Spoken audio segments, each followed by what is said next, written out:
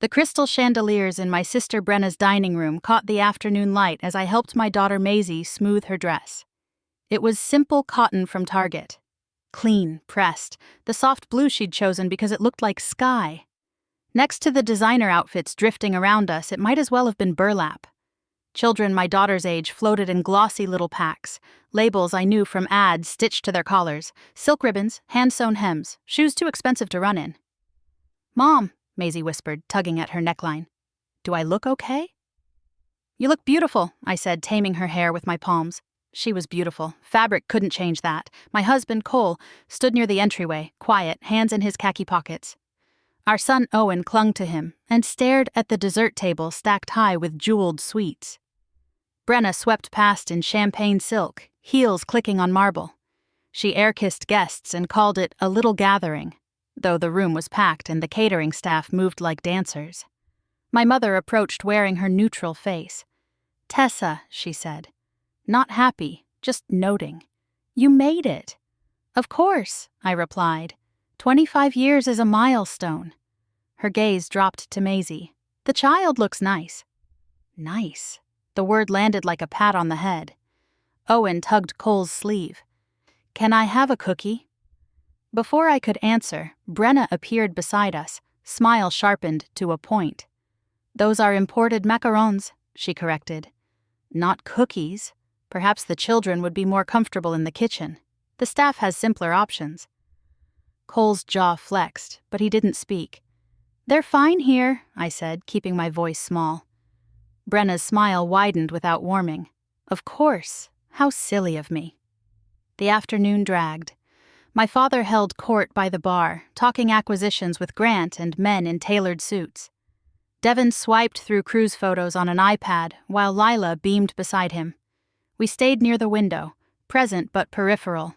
Callum sprinted up, wrist thrust forward. "New watch, Zurich. Dad says it cost more than a car." Maisie looked at her bare arm. Callum tilted his head. "What did you get?" "A library card," she said. "We go every Saturday." He blinked, then ran back when Lila called him to show the Hendersons. Maisie's hand found mine. Dinner was announced quietly. Our place cards waited at the far end of the long table. Plates arrived in a parade, tiny portions, big names. Cole and I drank water. Grant called down the table, "Tessa, you still at that little clinic downtown?" "I'm a nurse practitioner now," I said. "How admirable," Brena added, voice glossy. "Helping the less fortunate, so charitable." Cole set his fork down with measured care. Afterward, the adults drifted into the living room and the kids were sent to the sunroom. 10 minutes later, Maisie returned alone, eyes raw. "They said we don't belong," she whispered, "that our clothes are from poor stores." Brena appeared with a cluster of women, champagne flutes raised like props. "Kids notice differences," she said. "Not everyone belongs everywhere." Laughter chimed, polite, poisonous. Maisie's tears slid down her cheeks, silent. I braced for my own voice to crack. Cole rose from the chair by the fireplace, phone already in his hand. "David," he said into it, even, "pull the ownership file for 2847 Riverside Boulevard, full records. Email me within the hour." Cole ended the call and faced the room. "This house, 2847 Riverside Boulevard, you don't own it." Brena's laugh snapped. "Excuse me?" "You rent it," he said. "From Mercer Property Holdings, from me." Grant went gray. My father stopped mid-sip. Cole pulled up the lease and held the screen out like evidence. $12,000 a month, signed by you both. Brena's smile died.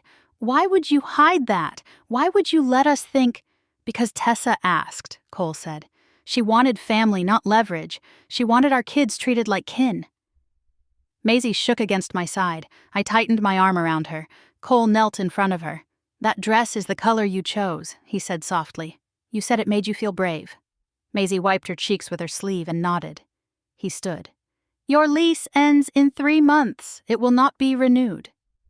A champagne flute slipped from Brena's hand and shattered on the marble. The sound rang out, then silence swallowed it. My mother reached for me. "Tessa, don't—" I stepped back. You watched this happen, I said, voice steady. All of you. Owen hovered in the sunroom doorway, eyes wide. I opened my arms. He ran into them, body shaking with confusion. I kissed his hair. We're going home. Cole took Maisie's other hand and we walked out through the front hall past strangers who suddenly couldn't meet my eyes. Outside, air rinsed my lungs. In the car, Maisie whispered, "Are we enough?" I laced my fingers with hers. Always.